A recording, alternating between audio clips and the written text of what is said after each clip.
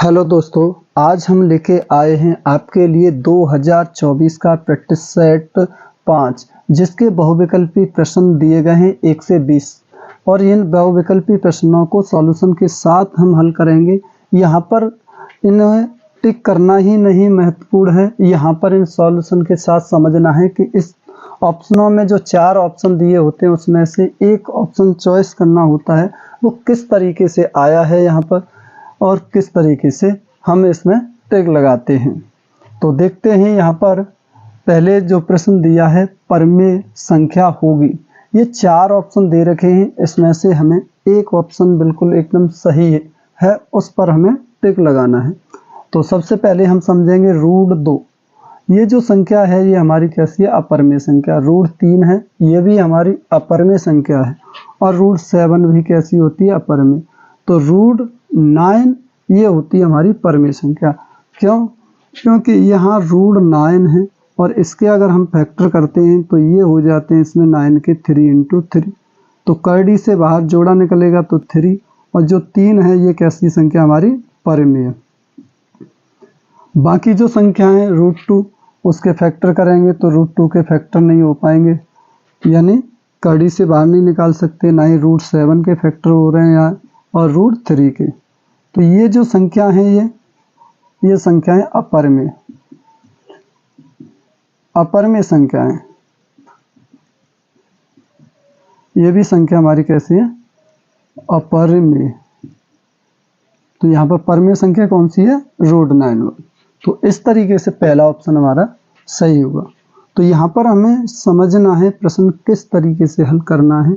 इसमें सबसे ज़्यादा महत्वपूर्ण है कि हम इसमें समझते हुए चलें, क्योंकि ये बहुविकल्पी प्रश्न भी 2 नंबर के प्रश्न या 4 के बन सकते हैं, इनमें से प्रश्न आ सकता है। तो हमें अच्छे से समझना है। तो ये समझ में आ गया होगा पहला प्रश्न। दूसरा देखें, किसी द्विघात समीकरण y = ax² + bx + c = 0 के ग्राफ का आकार होगा। यानी इसमें पूछा है जो दूसरा वाला जो प्रश्न है ये पहले का था आंसर, दूसरे का मैं यहाँ करता हूँ। y = ax² + bx + c।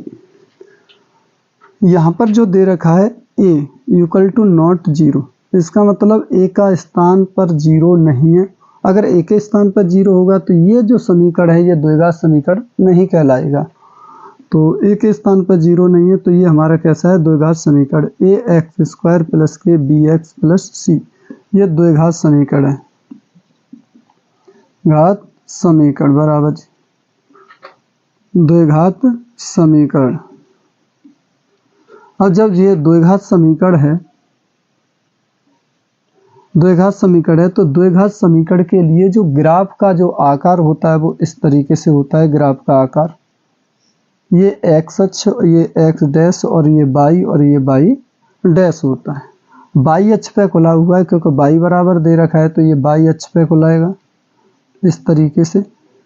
और y अक्ष पे ये जो ऐसा जो आकार बना होता है इसी आकार को कहते हैं परवलय आकार।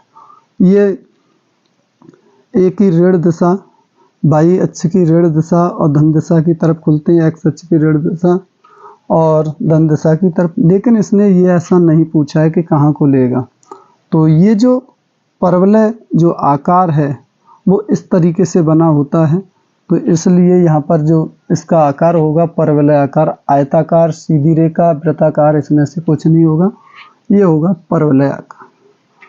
तो इस तरीके से आप बता सकते हैं कि जो द्विघात समीकरण का जो ग्राफ होता है वो परवलय आकार का होता है। तो यहाँ से ये आ गया आपका हल। अब इस प्रकार क्वेश्चन नंबर तीसरा देखेंगे। समीकरण निकाय x / a = y / b और ax + by = a² + b² में y का मान होगा। तो इसे इरेज कर लेते हैं और प्रश्न नंबर 3 को देखेंगे। प्रश्न नंबर 3 में दिया हुआ है, तीसरे प्रश्न में x / a = y / b। इस समीकरण को, पहले समीकरण को हल कर लेते हैं। तो यहाँ पर ये हो जाएगा bx और बराबर ये हो जाएगा a/, इधर लिखेंगे तो इसे सॉल्व x का मान निकाल लें तो ये x बराबर के हो जाएगा a बाई बट्टे b, समीकरण नंबर a।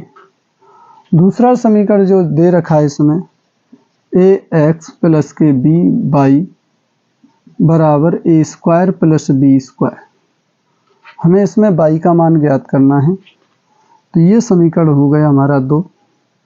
अब हम समीकरण 2 में x का मान रखने पर, समीकरण 2 में x का मान रखने पर, समीकरण 2 में x का मान रखेंगे तो ये हो जाएगा a गुणा a बट्टे बाई बट्टे b प्लस b बाई बराबर a square plus b square. ये हो जाएगा a स्क्वायर बट्टे b by plus b by बराबर a square plus b square. इसमें से हम बाई कॉमन ले लेते हैं तो यहाँ बचेगा a स्क्वायर बट्टे b प्लस b और बराबर a square plus b square. इसके नीचे बनवा लेंगे, बाई कॉमन लिया है, इस तरीके से लिखा है बाई।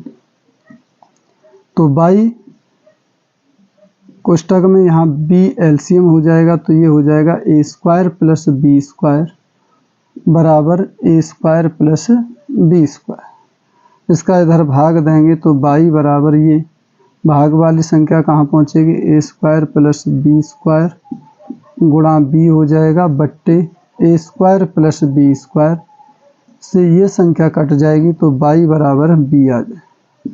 हमें बाई का मान निकालना है, वो बाई का मान निकला है। चाहे तो आपसे पूछा, ये वाला ऑप्शन आपका सही है, बाई का जो मान होगा वो b होगा।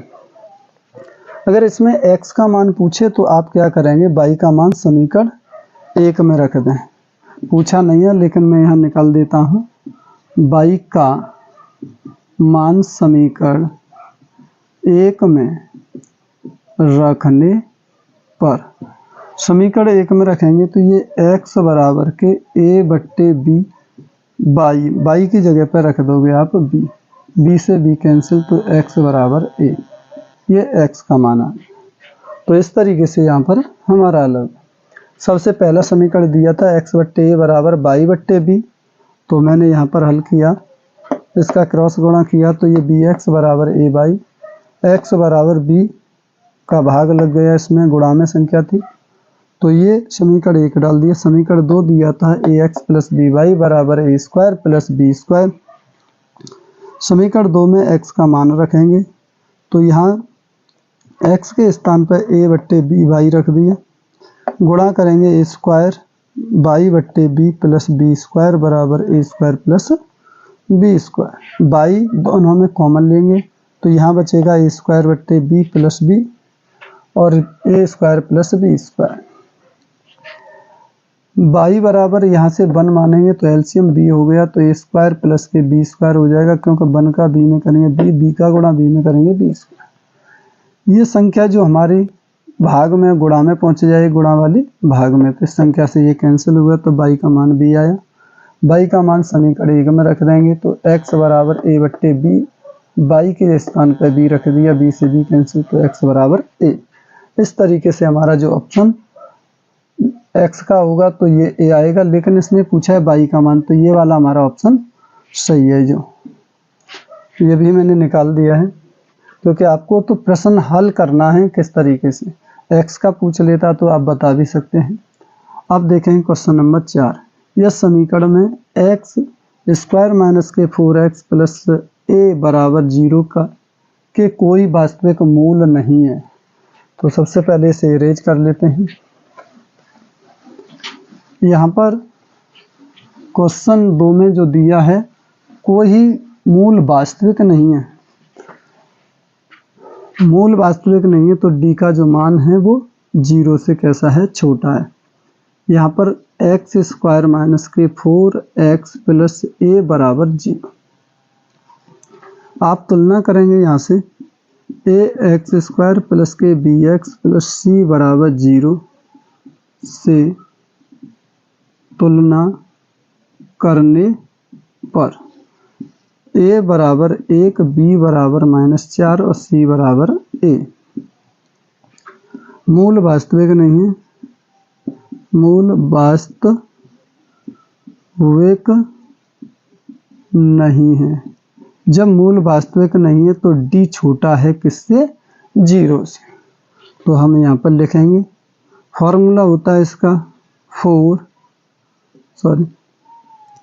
d बराबर के b² - 4ac। तो b की जगह पर मान रखेंगे, तो b का मान यहाँ पर दिया है -4, 4 का हो जाएगा वर्ग -4 गुणा a के स्थान पर 1 गुणा c के स्थान पर a, और यहाँ पर d छोटा है किससे?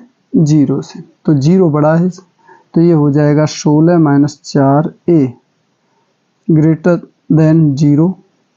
तो हम इसे पक्षांतर करेंगे तो ये हो जाएगा हमारा -4a ग्रेटर देन, ये हो जाएगा -60। माइनस से माइनस कैंसिल होगा, तो a ग्रेटर देन 60/4। यहाँ पर वैसे संख्याओं को, जो असमीकाओं को इस तरीके से सॉल्व नहीं करते हैं दोनों तरफ, लेकिन मैं यहाँ पर सॉल्व करता हूँ तो ये हो जाएगा 4, यानी 4 का भाग 16 में देंगे तो ये हो जाएगा हमारा a ग्रेटर देन 4, यानी a का जो मान होगा कैसा होगा? 4 बड़ा होगा a से। तो ये वाला जो ऑप्शन है वो हमारा सही होगा। 4 से 16 को काटेंगे तो 4 बार। यहाँ पर इस तरीके से हम हल करेंगे इसे। मूल वास्तविक के लिए अगर a का मान a छोटा है 4 से, अगर a छोटा है तो अब इस जगह पे a का मान रखेंगे, मान लो 3 रखते हैं, 3 चौक 12 हो रहे हैं, यहाँ पे 16 हो रहे हैं, तो इस तरीके से मूल वास्तविक नहीं होंगे। तो यहाँ पर हम ऋण चिन्ह लेते हैं, तो ये हो जाएगा हमारा a ग्रेटर देन 4, यानी a बड़ा है 4 से। यहाँ पर जो अगर इसके मूल वास्तविक हैं तो हमें a का मान 4 से अधिक लेना पड़ेगा। यहाँ पर a का मान जो लिया जाएगा वो 4 से अधिक लिया जाएगा। तो इस तरीके से हमारा जो ऑप्शन होगा a बड़ा है 4 से, ये वाला ऑप्शन हमारा सही होगा। तो यहाँ लिख देते हैं, अतः a का मान 4 से अधिक होगा तब कोई मूल वास्तविक नहीं होंगे।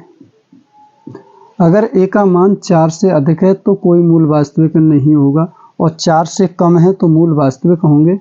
इसलिए यहाँ पर हमारा ये ऑप्शन सही होगा, ये वाला ऑप्शन गलत होगा, क्योंकि ये 4 से कम रखोगे, 3 है 2 है, इस समीकरण में रखेंगे। 3 रखते हैं तो 3 चौक 12 हो जाएंगे, इसका जो मान आएगा वो 16 आएगा। तो इस तरीके से हमारा जो मान है वो a का मान है वो 4 से अधिक आएगा, इस तरीके से। क्वेश्चन नंबर 5 देखेंगे, अनुक्रम, यानी जो दे रखा है समांतर श्रेणी में, तो हमें 10वां पद ज्ञात करना है इसी क्रम में। जैसे √2 है, ये 2√2 है, ये 3√2 है, तो अगला जो 10वां कौन सा मान होगा? तो यहाँ से a बराबर के √2 हो जाएगा। d निकालेंगे तो जो d निकल के आएगा वो होता है हमारा a2 - a1। दूसरे में से संख्या घटा देते हैं, तो ये a2 है, ये a1 है। तो 2√2 - √2 घटाएंगे तो यहाँ से बचेगा हमारा, 2 में से 1 गया तो ये √2 बचेगा, क्योंकि 2 में से ये मान लीजिए 2x है, ये x है, तो 2 में तो 1 x गई तो x बचा। इस तरीके से ये निकल के आया। n बराबर हमें यहाँ पर दे रखा है कौन सा? 10। अब हमें ज्ञात करना है an। d का मान दिया है, a का मान दिया है, n भी दिया है, तो हमें हल क्या करना है इसमें? an बराबर क्या होता है? a प्लस कोष्टक में n-1 इंटू डी, ए के स्थान पर रखेंगे √2 प्लस n की जगह पर रखेंगे हम 10-1 और डी की जगह पर √2। तो ये √2 प्लस ये हो जाएगा 9 इंटू √2। तो ये इसका जो आंसर आएगा 10वां पद ये हो जाएगा आपका √2 प्लस 9 √2। ये इसका 10वां पद होगा। तो ऑप्शन ये वाला हमारा सही होगा। ए का मान निकाल लिया, डी का मान a2 माइनस a1 होता है तो घटाएंगे तो ये √2 बचेगा। n 10 दे रखा है, nवां पद ज्ञात करना है, a प्लस के n-1 इंटू डी। ए के स्थान पर रख दिया, n की जगह 10 रख दिया, डी की जगह 10 में से गए तो 9 √2 हो जाएगा। इस तरीके से इसका मान निकल आएगा। क्वेश्चन नंबर देखेंगे 6, निम्नलिखित सारणी का माध्य ज्ञात कीजिए। क्वेश्चन नंबर 5 में यहाँ से हल करेंगे। तो यहाँ लिखते हैं वर्ग अंतराल और यहाँ पर लिखते हैं आवृत्ति यानी बारंबारता, आवृत्ति। वर्ग अंतराल में दे रखा है 0 से 5 और 5 से 10 और 10 से 15 और 15 से 20। इसका निकालना है हमें माध्य, यानी 2, 4, 6 और 10 ये दे रखा है। अब हमें यहाँ पे इसका निकालना है, लिखा हुआ है माध्य ज्ञात कीजिए यानी औसत माध्य। तो ये तो FI होता है हमारा, या XI निकालेंगे और XI निकालते हैं, मध्यमान को कहते हैं XI, यानी इसका अंतर, यानी 5 और 0 ये हो जाएंगे 2.5, 10 और 5 15, 15 इसका मतलब ये हो जाएंगे 7.5। इसमें भी 5 जोड़ दो तो ये हो जाएंगे 12.5 और इसमें 5 जोड़ें तो ये हो जाएंगे 17.5, क्योंकि ये हो जाएंगे 20 और 35, 35 में 2 का भाग देंगे तो 17.5। और दूसरी बात यह है कि समय अंतर 5, 5 का है, तो हमने पहले वाले में निकाला, उसमें 5 जोड़े तो 7.5, इसमें 7 में 5 12.5 और 5 12 में जोड़े तो 17.5। इस तरीके से अब यहाँ पे लिखेंगे हम FI गुणा XI, या गुणा कर लेते हैं हम इन संख्याओं का। 2 का करेंगे तो 2 5 10, 2 दूना 4 और 1 5 पॉइंट। 4 का करेंगे तो 4 पंजे 20, 4 सत्ते 28 और 30 हो जाएंगे। 6 का करेंगे, ये पॉइंट इसमें लग जाएगा। 6 का करेंगे 5 के 30 और 6 दूनी 12, 12 और 3 15, 6 और 1 7, क्योंकि 6 30 0 हासिल हो जाएगी हमारी 3 और 6 दूनी 12 3 15, 6 और 1 7। 10 का करेंगे तो ये हो जाएगा 0.0 और जो संख्या है वही उत्तर आएगी 5 7 1। इस तरीके से होगा। यहाँ से निकालते हैं सिग्मा FI, ये हो जाएगा 2 और 4 6 और 4 6 और 6 12, 12 और 10 22। और यहाँ से निकलेगा सिग्मा FI और XI, जोड़ देते हैं तो ये 5 15, 0.5 और 3 और 7 10, 10 और 7 17, 17 और 1 18 और 2, ये निकल के आ गई 285। तो m बराबर के सिग्मा FI XI बट्टे सिग्मा FI होता है फॉर्मूला हमारा, तो हम इसकी जगह पर रख सकते हैं। मैं यहाँ पर सॉल्व कर देता हूँ। तो इसका जो मान है वो है हमारा 285 और ये जो दे रखा है वो दे रखा है 22 और हम इसका दे देते हैं भाग। 22 एकन 22 बचेंगे यहाँ पर कितने 6 बचेंगे, हो जाएंगे 65, 65 हो जाएंगे। तो 22 का भाग अगर इस 65 में देंगे, 22 या 66 होते हैं, तो 2 बार जाएगा, बचेंगे कितने? 21, 21 बचेंगे। और 21 जीरो ये हो जाएंगे 210, और 22 का ये 9 बार जाएगा 0.9। इस तरीके से इसका जो मध्यमान निकल के आएगा, देखते हैं। तो ये आगे 9 बचेंगे, 22 नंबर होते हैं 198, और ये थे 210, तो अब बचेंगे कितने? 12, और 12 पे एक और जीरो आ जाएगा, तो ये हो जाएगा 110, 22 पंजे 110। ये ऑप्शन आपका सही हो जाएगा। देखते हैं, सबसे पहले यहाँ पर वर्ग अंतराल दिया है, यहाँ आवृत्ति दी है, यहाँ मध्यमान निकाल लिया इन दोनों को जोड़ करके। ये 0 और 5 हो गए 5, 5 में 2 का भाग दिया तो 2.5, 10 और 5 15, आधे के 7.5, और समय ये 5 का अंतर है तो 5 जोड़ते गए तो ये 12.5, ये 17.5। FI या XI इनका गुणा किया तो ये 5, 7.5 का 4 में किया तो 30, 6 का 12.5 में किया 75, 10 का किया तो 175, इसे जोड़ दिया तो ये 22 हो गया, इसे जोड़ दिया तो ये 285। फार्मूला होता है सिग्मा FI XI बट्टे सिग्मा FI 285 बट्टे 22, 22 1 22, फिर यहाँ वो बचेंगे आपके 6 और ये 65 हो गए, 22 दूनी 44 बचेंगे 21, 2 से 10 हो जाएंगे, 22 नंबर 198 बचेंगे 12, हाँ जीरो उतारेंगे, 22 पंजे 110। इस तरीके से यहाँ पर हमारा जो मान निकल के आ गया, इसका जो मध्यमान। अगला प्रश्न देखेंगे, इसे इरेज कर देते हैं। क्वेश्चन नंबर देखेंगे 7 वाले, क्वेश्चन नंबर 7। अब क्वेश्चन नंबर 7 में दिया है त्रिभुज ABC तथा त्रिभुज DEF में AB बट्टे DE बराबर BC बट्टे FD। तो यहाँ पर सबसे पहले मैं 2 त्रिभुज बनाता हूँ और उनके माध्यम से आप समझ जाएंगे कि इसका जो ऑप्शन वह है वो कौन सा सही है। एक इधर बना लेते हैं,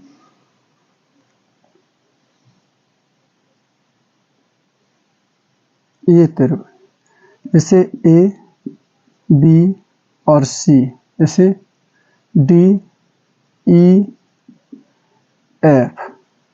लेकिन यहाँ पर उसने दिया है भुजाएं, त्रिभुज ABC तथा त्रिभुज DEF में ये दे रखा है आपका AB बट्टे DE बराबर BC बट्टे FD। तो इसी के आधार पर AB बट्टे DE यानी AB वाली भुजा का जो अनुपात है वो DE वाली भुजा से अनुपात है। मान लीजिए अगर ये भुजा 5 है तो ये 10 होगी, या इस तरीके से संख्या होगी, इसका अनुपात इसके साथ। BC वाली ये भुजा, यानी ये भुजा 2 है या 20 है तो ये इसकी 40 होगी, इसका अनुपात FD यानी इस वाली भुजा से है। अब ये 2 भुजाओं का अनुपात, ये भुजा इसके और ये भुजा इसके अनुपात के बराबर है। तो इसमें पूछा है कोण, इसमें जो ऑप्शन दिए हैं कोण BE के बराबर होगा। अब देखें यहाँ पर कोण B E के बराबर होगा, नहीं हो सकता, क्योंकि ये दोनों भुजाओं का बीच में ये कोण आ रहा है तो ये कोण D के बराबर होना चाहिए, तो ये वाला ऑप्शन तो गलत है।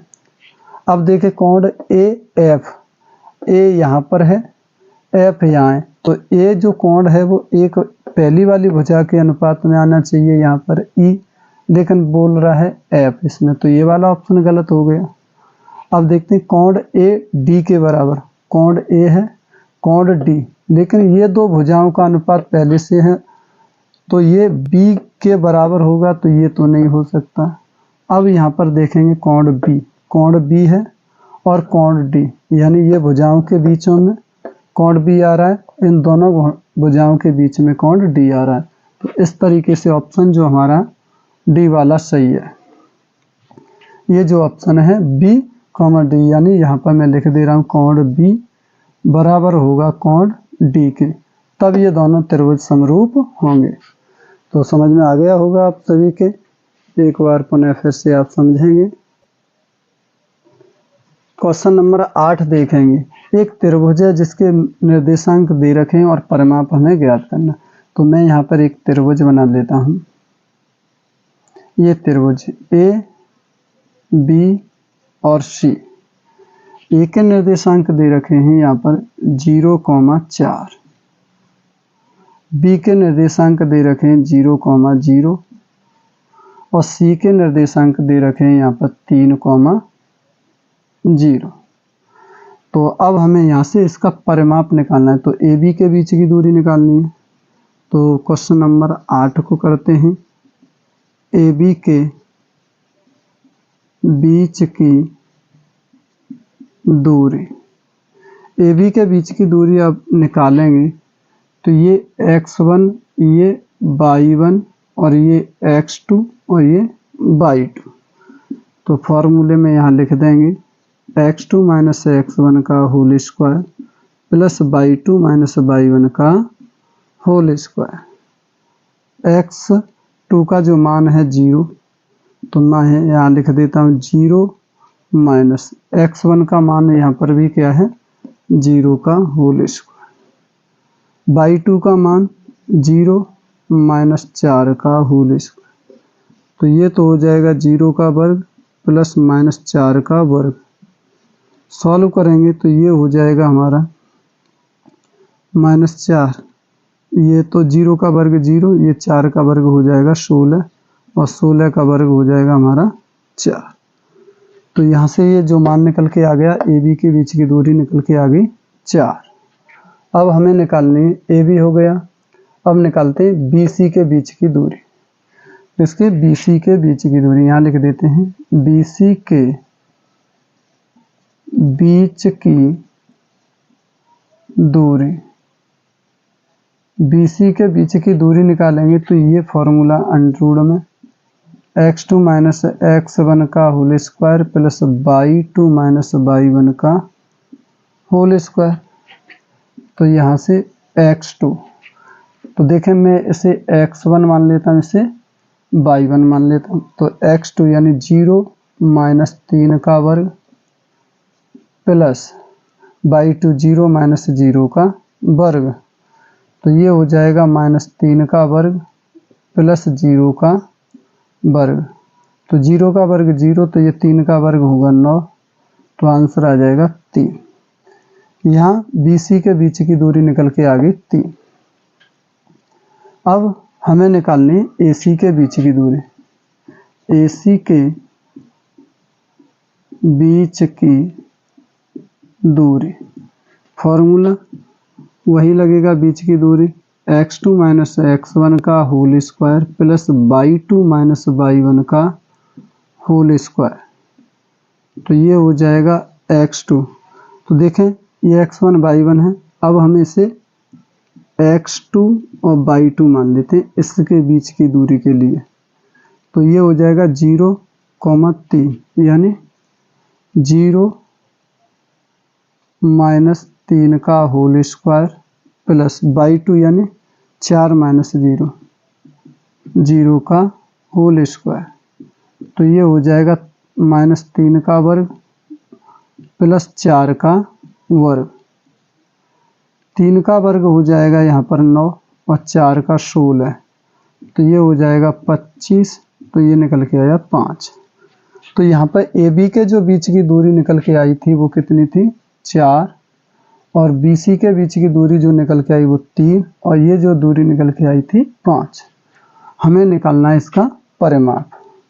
तो त्रिभुज ए बी सी का परिमाप, त्रिभुज ए, इसे यहाँ से सॉल्व करें, त्रिभुज ए बी सी का परिमाप ये हो जाएगा सभी भुजाओं का योग, सभी भुजाओं का योग, यानी A B plus B C plus C A. तो ए बी कितना दिया है यहाँ पर 3, बी सी 4, सी ए 5, जोड़ करके ये हो जाएगा आपका 12, 7 और 5 12। इस तरीके से इसका जो परिमाप निकल के आ गया वो 12 है। तो यहाँ पर त्रिभुज बनाएंगे, उसके निर्देशांक लिखेंगे ए बी सी, फिर ए बी के बीच की दूरी यानी ये x1 y1 x2 y2, बीच की दूरी से ये 4 निकल के आएगा। फिर निकाली हमने बी सी, ये x2 y2 ये x1 y2 मान लेंगे। तो यहाँ बीच की दूरी बी सी की निकल के आ गई 3। फिर हम निकालेंगे इसे पुनः x2 और y2 मान लेंगे अब, और ये x1 और y1। तो ए सी के बीच की दूरी, तो बीच की दूरी का फॉर्मूला लगाएंगे तो ए सी का जो मान निकल के आ गया 5। तो त्रिभुज का परिमाप होता है सभी भुजाओं का योग, A B plus B C plus C A बराबर के 3 + 4 + 5 बराबर 12। इस तरीके से इसका जो ऑप्शन 12 है वो बिल्कुल एकदम सही है। क्वेश्चन नंबर देखेंगे 9। यहाँ पर दिया हुआ है आपका 3 tan ए बराबर 4, तो sec ए का मान निकालेंगे तो ये हो जाएगा tan ए बराबर 4/3। तो यहाँ पर हम एक त्रिभुज बना लेते हैं, समकोण त्रिभुज, और इसमें tan ए बराबर होता है हमारा लंब बट्टे आधार। तो लंब है इसमें 4, आधार है हमारा 3।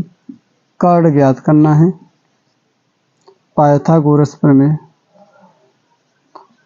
गोरस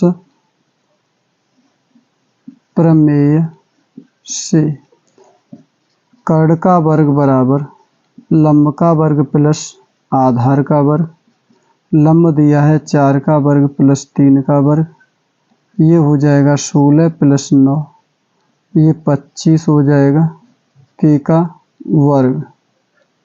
तो ये के बराबर √25, तो के बराबर निकल के आ गया 5। के का मान निकल आया हमारा 5।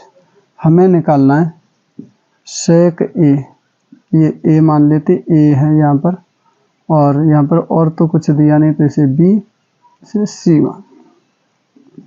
sec ए बराबर होता है हमारा कर्ण बट्टे आधार। तो कर्ण इसमें दे रखा है हमारा 5, आधार दे रखा है हमारा 3। इस तरीके से इसका मान निकले। यहाँ 3 का गुणा यहाँ करेंगे तो ये हो जाएगा 4/3। तो ये होता है लंब बट्टे हमारा आधार। तो यहाँ से कर्ण निकल के आया 5, sec ए बराबर होता है हमारा कर्ण बट्टे आधार।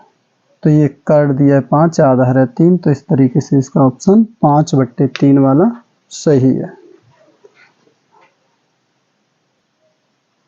क्वेश्चन नंबर देखेंगे 10। 10वां प्रश्न में दिया है tan a plus cot a बराबर 5। तो tan a square plus cot a square का मान क्या होगा? तो हम लिखते हैं दोनों तरफ का वर्ग करने पर, दोनों तरफ का वर्ग करेंगे तो ये हो जाएगा tan a plus cot a का होल स्क्वायर बराबर 5 का वर्ग। तो ये a प्लस b का फॉर्मूला खोलेंगे तो ये हो जाएगा tan square a plus cot square a plus 2 tan a into cot a बराबर 25। 5 का वर्ग 25 हो जाएगा। tan square a plus cot square a plus 2 tan a into 1/tan a बराबर 25। tan ते tan, तो ये हो जाएगा tan square a plus cot square a plus 2 बराबर 25। तो ये tan square a plus cot square a बराबर 25 - 2, तो ये हो जाएगा tan square a plus cot square a बराबर 23। इसका जो मान आएगा ये 23 निकल के आएगा। tan square a plus cot square बराबर होगा 23। इस तरीके से यहाँ से 23 मान निकल के आया। दोनों तरफ का करेंगे वर्ग, और वर्ग करेंगे तो यहाँ a प्लस b का फॉर्मूला खोल देंगे। या tan square plus cot square plus 2 tan a, और ये cot को 1/10 लिख देंगे, tan से tan कैंसिल, 2 पक्षांतर करेंगे तो ये 25 में से 2 गए तो 23। इसका जो मान आ जाएगा 23 आ जाएगा। tan square plus cot square का मान होगा 23 होगा। क्वेश्चन नंबर देखेंगे 11। क्वेश्चन नंबर 11 में यहाँ पर दिया है साइन थीटा बराबर कोसेक थीटा। तो ये साइन थीटा बराबर कोसेक थीटा को 1/sin थीटा लिख सकते हैं। इसका इधर गुणा करेंगे तो ये हो जाएगा हमारा साइन स्क्वायर थीटा बराबर 1। साइन थीटा बराबर ये स्क्वायर इधर चला जाएगा तो रूट में हो जाएगा। साइन थीटा बराबर 1। साइन थीटा, साइन एक मान होता है साइन 90 का, साइन 90 का, या साइन 90 की जगह कह सकते हैं ये थीटा का मान जो होता है π/2। ये 90 लिख सकते हैं या π/2 भी लिख सकते हैं। तो यहाँ पर जो थीटा का मान निकल के आ गया π/2। क्वेश्चन नंबर देखेंगे यहाँ पर 12। क्वेश्चन नंबर 12 में देखेंगे 12 में लिखा हुआ है sine theta minus cos theta बराबर 0। तो मैं इसे ऐसे लिख सकता हूँ साइन थीटा बराबर की कॉस थीटा, दोनों तरफ कॉस से भाग देने पर, दोनों तरफ कॉस थीटा से भाग देने पर, भाग देंगे तो ये हो जाएगा साइन थीटा बट्टे कॉस थीटा बराबर कॉस थीटा बट्टे साइन थीटा, वो कॉस थीटा यहाँ भी होगा, इससे ये कैंसिल हो जाएगा। साइन थीटा बट्टे कॉस थीटा होता है हमारा टेन थीटा, और ये हो जाएगा 1, और टेन थीटा बराबर के ये 1 होता है हमारा टेन 45 का मान। तो थीटा बराबर आ गया हमारा 45। लेकिन हमें सॉल्व क्या करना है, हमें सॉल्व करना है साइन 4। तो ऐसे इधर लिखते हैं sine 4 theta plus cos 4 theta. तो यहाँ पर लिखेंगे थीटा की जगह पर साइन 4, थीटा की जगह पर है 45 प्लस कॉस 4 45। साइन 45 का मान होता है √1/√2 का होल स्क्वायर, वो 4 है तो 4 लग जाएगी घात, प्लस कॉस 45 का भी मान 1/√2 की घात 4। अब इसे हम 4 बार लिखते हैं, जैसे कि मैं यहाँ समझा देता हूँ, √2 × √2 × √2 × √2। तो 1 इसका 2 हो जाएगा, इसे का गुणा इसमें करेंगे तो 2, इसका मतलब कितना हुआ 4।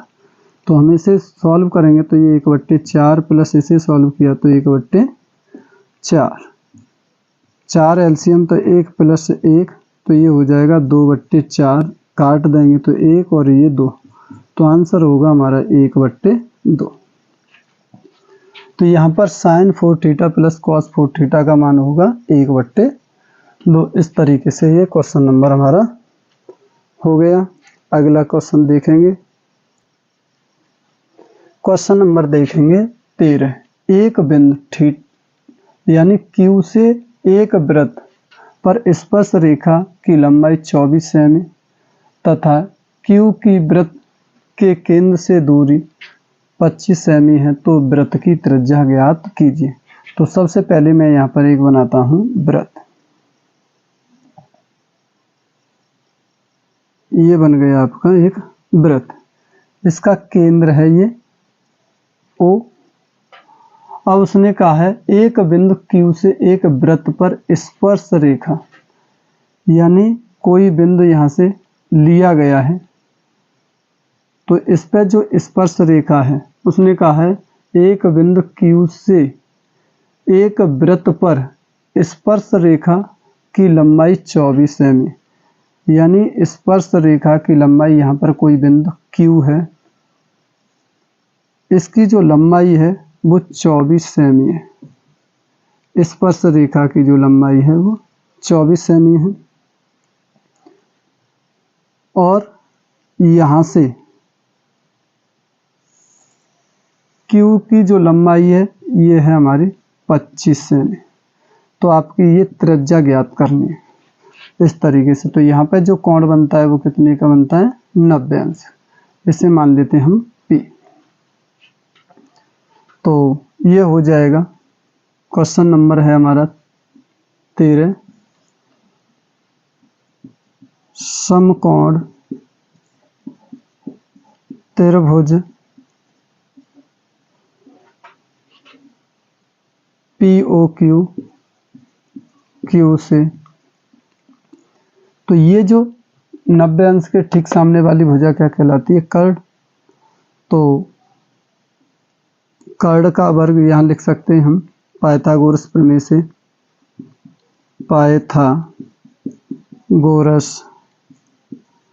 प्रमेय से कर्ड का वर्ग बराबर लंब का वर्ग प्लस आधार का वर्ग। कर्ड यहाँ पर दिया है 25 का वर्ग बराबर लंब दिया है यहाँ पे r स्क्वायर प्लस आधार दिया है 24। तो ये हो जाएगा 625 बराबर r स्क्वायर प्लस 576। 625 माइनस 576 बराबर r स्क्वायर। तो घटेंगे तो ये बचेंगे 49 बराबर r स्क्वायर। r बराबर अंडर में 49, ये कितने का वर्गमूल होता है, 7 का। अतः इसकी जो वृत्त की जो त्रिज्या होगी वो कितनी होगी, 7 सेंटीमीटर। अतः वृत्त की त्रिज्या 7 सेंटीमीटर, ये निकल के आ गए। इस तरीके से क्वेश्चन नंबर हमारा हुआ। सबसे पहले इसमें पूछा क्या है, जो स्पर्श रेखा की लंबाई 24 और केंद्र से स्पर्श बिंदु के जो बिंदु है उसकी जो लंबाई है वो हमारी 25 है और इसकी जो त्रिज्या हमें ज्ञात करनी है तो ये r है।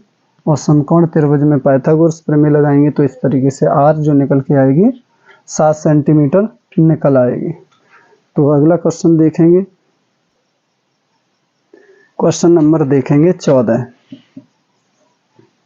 क्वेश्चन नंबर 14 में लिखा है, यदि एक बिंदु P से O केंद्र वाले किसी वृत्त पर PA तथा PB स्पर्श रेखाएं परस्पर 80 अंश का कोण पर झुकी हैं तो POA का मान क्या होगा। इसमें भी आपको एक वृत्त बनाना है। ये जो वृत्त बन गया, यहाँ से स्पर्श रेखाएं बिंदु P पर मिलती है। ये बिंदु P हो गया, ये A और ये B, ये इसका केंद्र है O।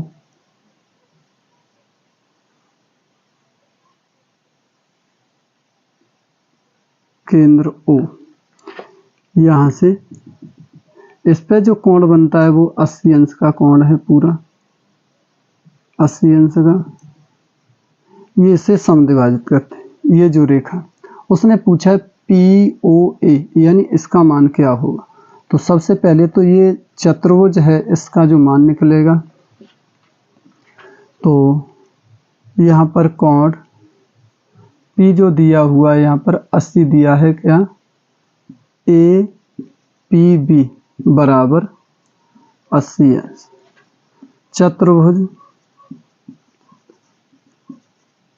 चतुर्भुज AOBP से यहाँ पर इसके सम्मुख कोणों का जो मान होता है, चक्रीय चतुर्भुज में सम्मुख कोणों का जो मान होता है वो 180 अंश होता है। और अगर ऐसे नहीं करते हैं तो यहाँ पर ये जो 90 अंश का कोण हो जाएगा, ये 90 अंश का है। यहाँ पे मैं लिख दे रहा हूँ कोण OAP बराबर, 90 अंश और कोण PBO बराबर 90 अंश। तो यहाँ पे कोण लिखते हैं, कोण यहाँ से स्टार्ट करेंगे, AOB प्लस कोण PBO प्लस कोण APB प्लस कोण PAO बराबर 360।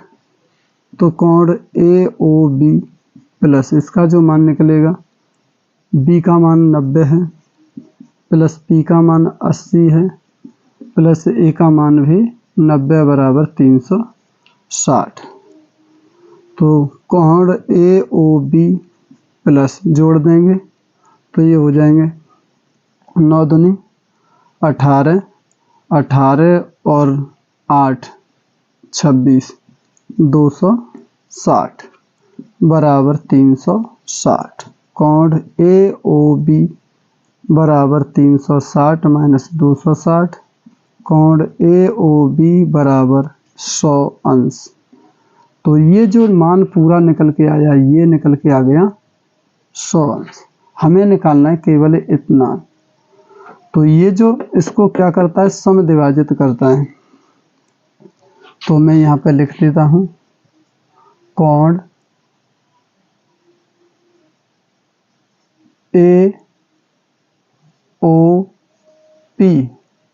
AOP बराबर के कोण BOP, ये दोनों कोण बराबर हैं AOP और BOP। तो इसका मान दिया है कोण AOB बराबर कोण AOP प्लस कोण BOP। तो इसका मान दिया है 100 अंश बराबर कोण AOP प्लस कोण BOP की जगह पे लिखेंगे AOP कितने हो जाएंगे 2। तो ये हो जाएंगे 2 कोण AOP बराबर के 100। तो ये कोण AOP बराबर 100 बट्टे 2 50। कोण AOP बराबर 50 अंश। इस तरीके से इसका आंसर निकल के आ गया। तो पहले ये चतुर्भुज के चारों कोणों का स्पर्श पर जो कोण बनते हैं, स्पर्श बिंदु पर जो भी वृत्त के केंद्र पर जो बने होते हैं, स्पर्श रेखाओं पर जो 90 अंश के कोण बने होते हैं, यहाँ पर 80 अंश दिया। तीनों कोणों को जोड़ के इस कोण का मान निकल आया, क्योंकि एक चतुर्भुज है, चतुर्भुज के चारों कोणों का मान होता है 360, वो मैंने इसमें लिखा है। और इसको जोड़ करके 260 घटा दिए तो ये 100 बचे। और AOP और BOP यानी ये केंद्र पे ये दोनों कोण बराबर हैं, तो हम लिख सकते हैं AOB बराबर AOP प्लस BOP। और यहाँ पर 100 AOP और प्लस BOP की जगह पे AOP कितने हो जाएंगे 2 AOP। 2 का भाग देंगे तो ये आ जाएगा 50। इस तरीके से इसका आंसर निकल आया। क्वेश्चन नंबर देखेंगे 15। R त्रिज्या वाले वृत्त के उस त्रिज्य खंड का क्षेत्रफल ज्ञात करें जिसका थीटा का मान, ये जो थीटा दे रखा हो। तो त्रिज्य खंड का जो फॉर्मूला होता है, त्रिज्य खंड का क्षेत्रफल, त्रिज्य खंड का क्षेत्रफल होता है थीटा बट्टे 360 पाई R स्क्वायर। ये होता है फॉर्मूला। अब ऐसा रूप इसमें दिखता हो वही वाला ऑप्शन सही है। तो थीटा बट्टे 180 ये तो कैंसिल हो गया।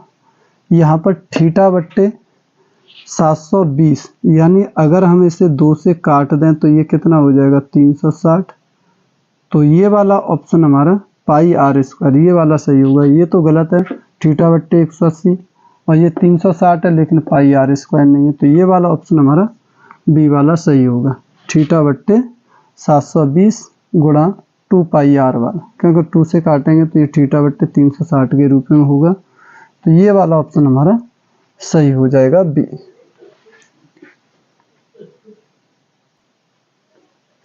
क्वेश्चन नंबर 16 देखेंगे, एक ठोस पाइप का व्यास। 16 वाले प्रश्न को, पाइप का व्यास 4 सेंटीमीटर यानी 2r बराबर 4, तो r बराबर 4/2, तो r बराबर 2। लंबाई दे रखी है इसकी 20 सेंटीमीटर। पाइप में प्रयुक्त धातु का आयतन यानी H बराबर दिए रखा है R, तो पाइप का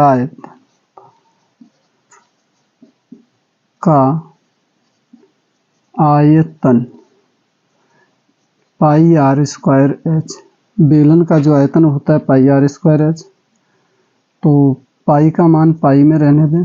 r दे रखा है 2 गुणा 2, क्योंकि r 2 निकल के आई, H है हमारे यहाँ पर 20, तो ये हो जाएगा 2 दूना 4 और 4 दूनी 8 यानी 80 पाई सेंटीमीटर क्यूब आयतन। एक बार फिर से पढ़ेंगे, एक ठोस पाइप का व्यास है वो 4 सेमी, इसकी लंबाई 20 सेमी। पाइप में प्रयुक्त आयतन ज्ञात करेंगे। व्यास दे रखा है 4 सेंटीमीटर, 2r बराबर 4, तो r निकल के आ गई 2 सेंटीमीटर। लंबाई दे रखी है 20 सेंटीमीटर यानी पाइप की ऊंचाई।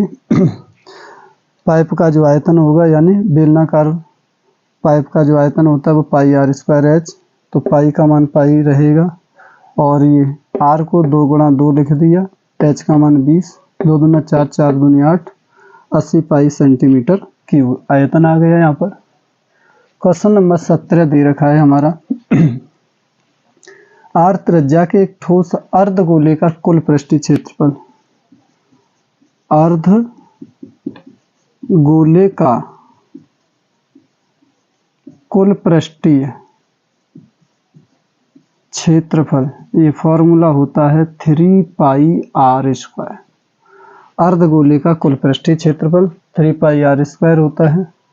क्वेश्चन नंबर देखेंगे 18, तो क्वेश्चन नंबर 18 देखेंगे तो यहाँ इसे इरेज करते हैं। क्वेश्चन नंबर 18 में निम्नलिखित सारणी का माध्यक ज्ञात करना है। माध्यक वर्ग पूछा है इसमें, तो यहाँ बहुलक वर्ग नहीं है, माध्यक वर्ग पूछा है, तो सबसे पहले इसमें लिखते हैं। ये क्वेश्चन नंबर 18 है, वर्ग अंतराल कितना, 0 से 10, 10 से 20, 20 से 30 और 30 से 40, 40 से 50।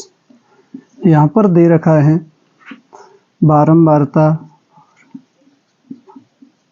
बारंबारता है यहाँ पर 2, 8, 12, 18, 10। हमें इसका माध्यक वर्ग ज्ञात करना है, तो माध्यक वर्ग ज्ञात करने के लिए हमें इसकी संचयी बारंबारता निकालनी होगी। संचयी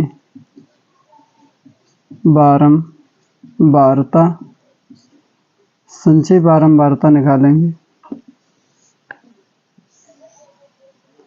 यहाँ पर हैं 2, 8 और 2 10, 10 में 12 जोड़े 22,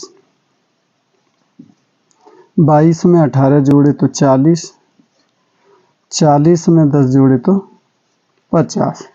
2 और 8 10, 10 में 12 जोड़े 22, 22 में 18 जोड़े तो ये हो जाएंगे 40, 40 में 10 जोड़े तो 30।